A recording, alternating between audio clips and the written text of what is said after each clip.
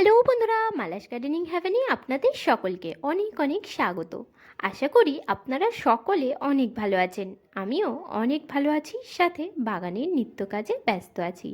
বন্ধুরা, আজকের ভিডিওতে আমরা দেখব কিভাবে ছাদ বাগানে আদা গাছ লাগানো যায়, আর তারপরেও নীলকণ্ঠ ফুল গাছের জন্য একটা স্ট্রাকচার বানানো আজকে ঘরোয়া পদ্ধতিতে আপনাদেরকে দেখাবো। তারপরে আজকেও হারভেস্ট করে নেব কিছুটা পরিমাণে শাক। দুদিন ধরে ছাদে ভীষণ বৃষ্টি হয়েছে, আর যখনই বৃষ্টি হয় ছাদ বাগানে যে সমস্ত শাকের গাছ রয়েছে তারা আরও বেশি তরতাজা হয়ে যায়। তো আজকে সেইখান থেকেই কিছুটা পরিমাণে শাকও হারভেস্ট করে নেব। তো চলুন বাগানের কিছু আপডেট দেখে নিয়ে তারপরে আজকের কাজ শুরু করব। এদিকে তো বেশ কিছু ফুল গাছ রয়েছে, আর এই যে কলাবতীর গাছটা ঝড়ে পড়ে গেছিলো আর এখন দেখুন বেঁকে গেছে। আর এই যে মালতী লতার গাছটা ক্লোরোসিস রোগ হারিয়ে এখন সবুজ পাতা বার হচ্ছে আর ফুল ফোটাও শুরু করেছে। আর পুরো বাগানটা যদি দেখি, এখানে রয়েছে প্রচুর পরিমাণে কুমড়ো শাক, আর ওপরে বাইছে লাউ শাক। লাউ শাকের বেশ কিছু ডগা বড় হয়ে গেছে, এখান থেকে কিছুটা হারভেস্টিংও করব।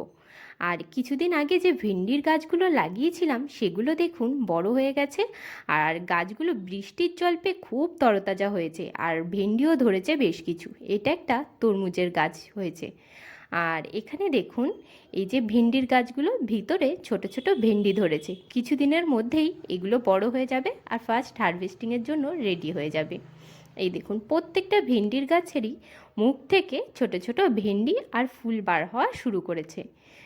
আর পিছনে তো কিছু পুঁই শাক লাগিয়েছিলাম, সেগুলো দুদিন বৃষ্টির জল পেয়ে বেশ তাজা হয়ে উঠেছে। আর লাল শাকগুলো খুব সুন্দর হেলদিভাবে বাড়ছে। এই লাল শাকগুলোকে আজকে আর হারভেস্ট করব না, কালকে ভাবছি লাল শাকগুলোকে হারভেস্ট করব।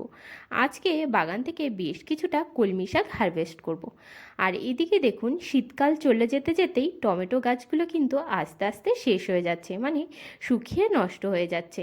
বেশ কিছু টমেটো গাছ এবছর আগে লাগিয়েছিলাম, সেগুলো তোলা হয়ে গেছিলো, আর এটাই হচ্ছে লাস্ট।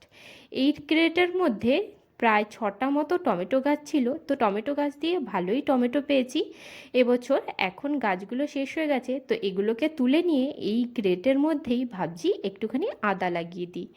আজকে রান্নাঘরে দেখলাম আদা বেশ কিছুটা স্প্রাউটেড হয়েছে, মানে কলি বার হওয়া শুরু করেছে। তো ওই কলিগুলোকেই নিয়ে চলে এসেছি আজকে রান্নাঘর থেকে, আর এই ট্রের মধ্যে লাগিয়ে দেব। এই ট্রেগুলোর মধ্যে কিন্তু হলুদ আদা খুব সহজেই লাগানো যায়। তো তার আগে বলে দিই মাটি তৈরির ব্যাপারটা। আদা বা হলুদের গাছ লাগাবার জন্য একদমই ঝুরঝুরে প্রকৃতির মাটি হলে খুবই ভালো হয়, আর মাটিতে খাবারের পরিমাণ একটু বেশি থাকলে কিন্তু গাছের গ্রোথ ভালো হয়। আর মাটি যদি একটু এঁটেল মাটি প্রকৃতির হয় তাহলে মাটির মধ্যে বেশ খানিকটা বালি মিশিয়ে নিতে হবে। যেহেতু আমার মাটিটা প্রচণ্ড ঝুরঝুরে, আপনাদেরকে আমি এক্ষুনি দেখিয়ে দিচ্ছি। তো এই দেখুন এই যে আদাগুলো, এই দেখুন মুখ বার হয়েছে কত সুন্দর স্প্রাউটেড। এখান থেকে 3টে গাছ হবে, এইটা থেকে আর এটা থেকে একটা থেকে 2টো গাছ হবে। তো চলুন আপনাদেরকে মাটিটা একবার দেখিয়ে দিই আমি।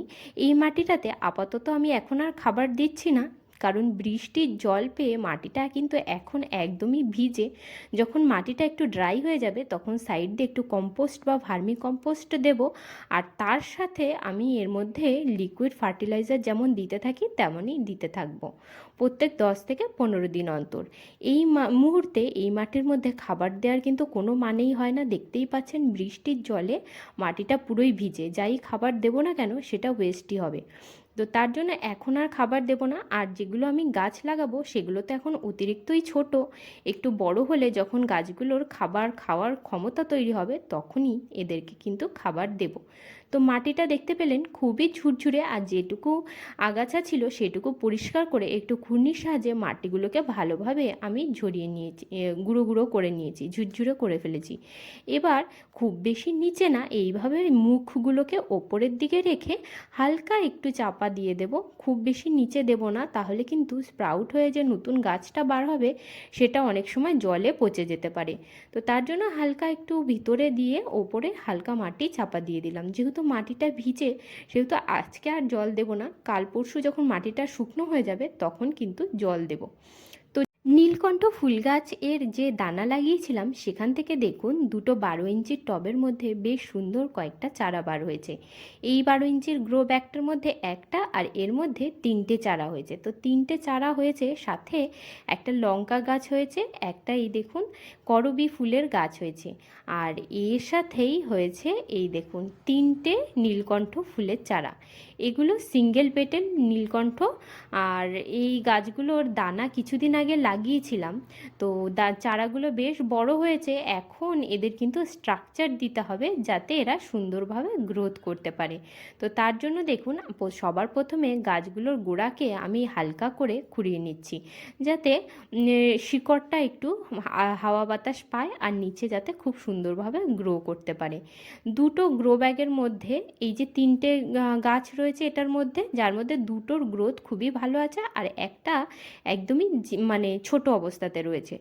তো স্ট্রাকচার বানাবার জন্য আমি এখানে নিয়ে নিয়েছি কনস্ট্রাকশানের যে রডগুলো হয় সেই রডগুলো, কিছুটা লম্বা করে কাটা রয়েছে। তো এগুলোকে আমি তারের সাহায্যে বাঁধবো। এই দেখুন সরু তার, এই তারগুলো দিয়েই কনস্ট্রাকশানের এই রডগুলো বাঁধা হয়। তো এই তার আমি দুটো নিয়ে নিয়েছি, আর এখানে তিনটে মোট এই রড রয়েছে। এবার এগুলোকে আমি জয়েন্ট করে বেঁধে ফেলবো। আর দেখুন আমি চাইছি যে ওপরের দিকটা চওড়া হবে আর নিচের দিকটা সরু হবে।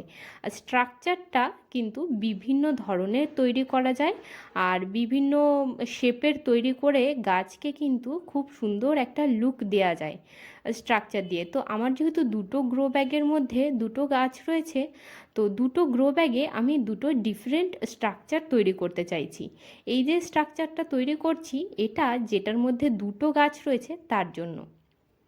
তো দেখুন তারটাকে ধরে একটা সাইড থেকে কিছুটা বার করে হাতের আঙুল দিয়ে ধরে রেখেছি, আর আরেকটা সাইডকে ভালোভাবে এপাশ ওপাশ করে মুড়িয়ে নিচ্ছি, যাতে একটা আরেকটার সাথে একদম জড়িয়ে যায় আর কোনোভাবেই যাতে না খুলে যায়। এবার যখন পুরোটা জড়ানো হয়ে যাবে, এবার হাত দিয়ে এইভাবে পাকিয়ে পাকিয়ে পুরো জিনিসটাকে বেঁকিয়ে দিতে হবে। তারপরে একই কাজ আমি এই পাশের রডটার সাথেও করব। এই দেখুন এটা এই সাইডটা পুরোটা বাঁধা হয়ে গেল। এই কাজটা খুবই সহজ, আর যে কেউ খুবই সহজে বাড়িতেই করে ফেলতে পারে। আর এই একই আপনাদের কাছে রড যদি না থাকে, ছোট ডাল বা ছোট কাঠের টুকরো বা বাড়িতে ঝুল ঝাড়ার যে ডান্ডাগুলো হয় ওই ডান্ডাগুলো দিয়েও কিন্তু আমরা বেতের চটা মতো বার করে নিয়ে তা দিয়েও করতে পারি। আর এই যে লোহার জিনিসটা এটা কিন্তু গাছের গোড়াতে দিলে একরকম উপকারও আছে। গাছের যেমন অন্যান্য খাদ্য খাবার প্রয়োজন, তেমন কিন্তু আয়রনেরও প্রয়োজন। আমরা যদি গাছের গোড়ায় একটা করে প্রেক বা এই ধরনের লোহার কিছু দিয়ে রাখতে পারি, গাছের কিন্তু কখনো আয়রন ডেফিসিয়েন্সি হয় না।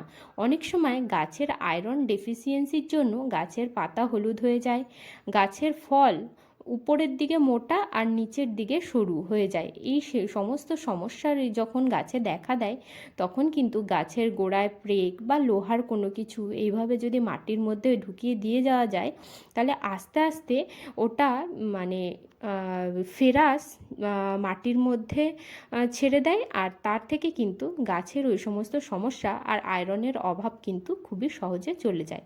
তো কথা বলতে বলতে দেখুন স্ট্রাকচারটা তৈরি হয়ে গেছে। এবার এই স্ট্রাকচারটাকে গাছে লাগিয়ে দেওয়ার পালা।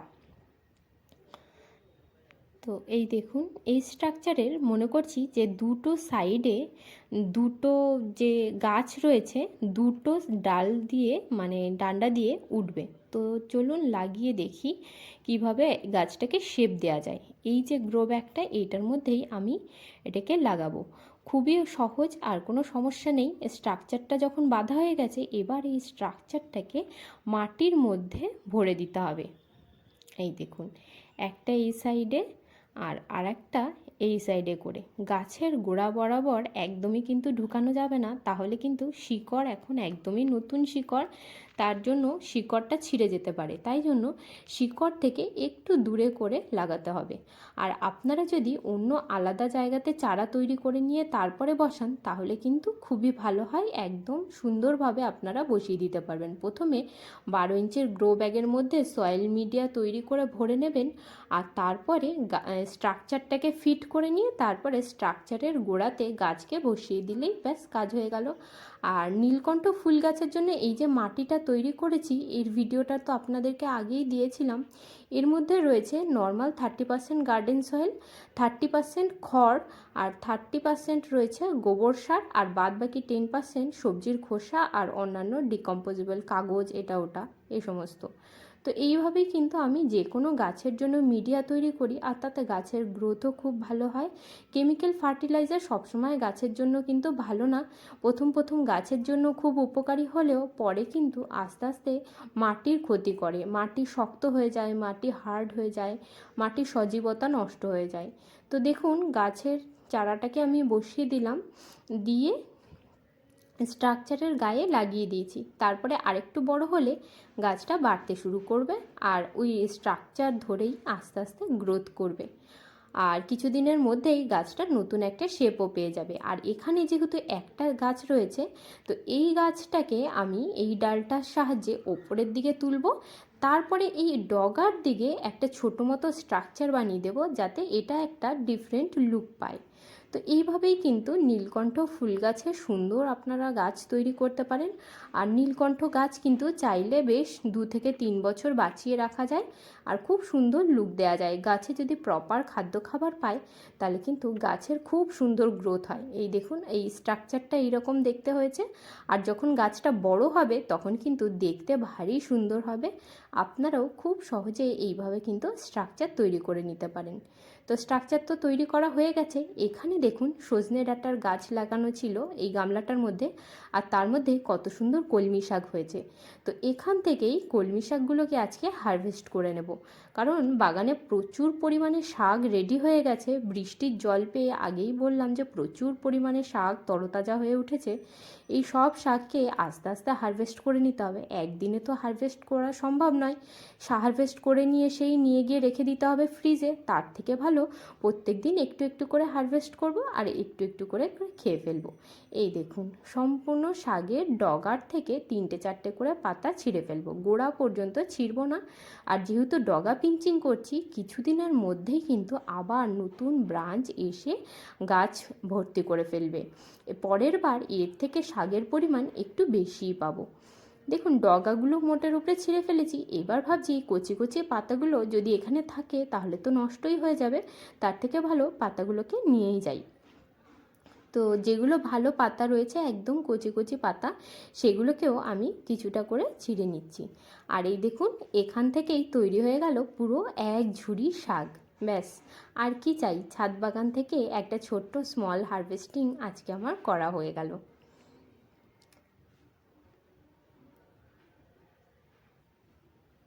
এই দেখুন কতখানি শাক হয়ে গেছে, পুরো এক ঝুড়ি। এইটুকু শাকই যথেষ্ট আজকের জন্য, একদম সবুজ তরতাজা শাক। এই দেখুন এই শাক ভাজা খেতেও কিন্তু খুবই ভালো লাগে। কলমি শাক দুটো ভ্যারাইটির হয়, এটা হচ্ছে চাষের শাকটা, আর আরেকটা হয় একদম গ্রাম্য পদ্ধতিতে সার, মানে ডাঁটা হয় বেশি, পাতা হয় কম। আর এইগুলো কিন্তু লাগানো শাক নয়, এমনি নর্মালি বাগানে হয়। তো বন্ধুরা আজকের ভিডিওটা আমি এখানেই শেষ করছি, আপনাদের সাথে দেখা হচ্ছে আবার পরের ভিডিওতে। আপনারা সবাই ভালো থাকবেন, সুস্থ থাকবেন, প্রত্যেক দিন নিত্য নতুন গাছ লাগাতে থাকবেন। আমার ভিডিও যদি ভালো লাগে তবে লাইক শেয়ার সাবস্ক্রাইব করে পাশে থাকবেন। যদি ভিডিও রিলেটেড কোনো প্রকারের প্রশ্ন থাকে তাহলে কমেন্ট করতে একদম ভুলবেন না। আজকের মতন আসি, টাটা বন্ধুরা।